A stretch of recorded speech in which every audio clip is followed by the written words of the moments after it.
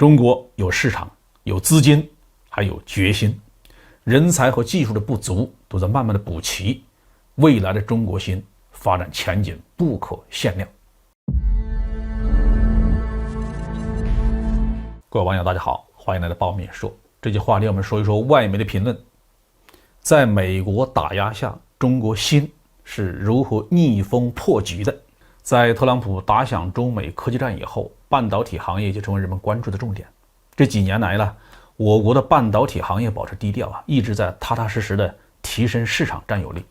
越来越多的领域被国产半导体占据。根据彭博社6月份的报道，在美国对中国芯片行业的龙头企业实施了一系列的限制措施以后，中国的芯片行业增长速度比世界上任何其他的国家都要快。在过去的4个季度中，每一个季度里，全球增长最快的20家芯片行业公司里面有19家来自中国大陆。这些中国芯片行业公司的收入增长速度是 ASML 等全球知名半导体企业的好几倍。当然了，比起国际巨头来说，中国的半导体企业的规模仍然是相对较小。但是如果我们从榜单的第11名向后看，就会发现有大量的中国大陆企业正在快速的成长。华为海思曾经闯入过全球榜单的前10，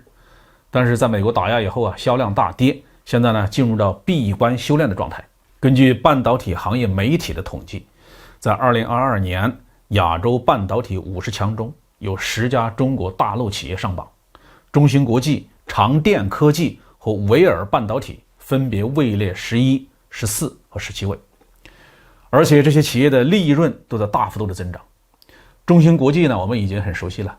维尔半导体是全球第3大 CMOS 头像传感器的供应商，尽管面临索尼和三星的巨大竞争压力，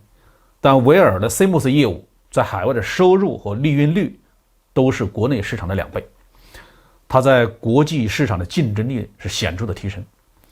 实际上呢，我国半导体行业还有大量的企业并没有上市，不在媒体统计范围内，比如闪存芯片龙头企业长江存储和内存芯片的龙头企业长兴国际。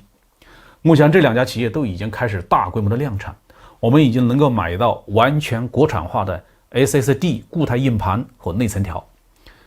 而它们的产能还在不断的上升。根据美国半导体协会的统计呢，闪存和内存合并的记忆芯片销售额在2021年全球达到了1538亿美元，占所有半导体芯片销售额的将近 28%。 如果我国能够实现闪存和内存芯片大部分国产化，就可以轻松的将半导体芯片国产化率提升20个百分点以上。中国企业为什么能够在美国的限制下破局呢？主要有这么几个原因呢。一是在美国的打压之下，中国的半导体行业彻底的抛弃了造不如买的这个观念，整个产业链的上下游企业团结一致的致力于提高自主国产化率。过去很多大型的下游企业不屑于使用国产芯片，导致我们国产芯片企业长期得不到市场的反腐，发展缓慢。这种现象在2017年以后获得了极大的改观。二是在政府半导体产业基金的带动下，国内的资本正在大力投资半导体行业。在半导体行业媒体列出的10家中国公司中，有8家是中国国家半导体投资基金，俗称大基金投资的公司。大基金正式成立于2014年，第一期共募集资金是987.2亿元，支撑了中国集成电路产业链，主要涉及芯片的设计、制造和封测。大基金2期在2019年又筹集了2000亿人民币，专注于半导体的设计、材料或电子设计自动化这些关键的上游制程环节，培养本土的上游研发和制造能力。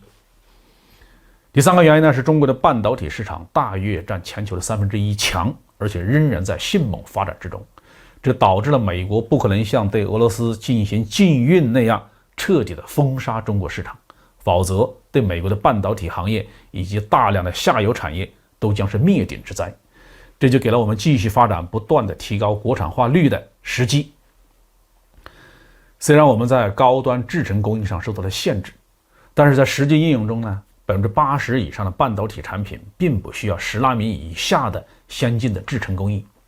尤其是汽车半导体、各种模拟元器件等等。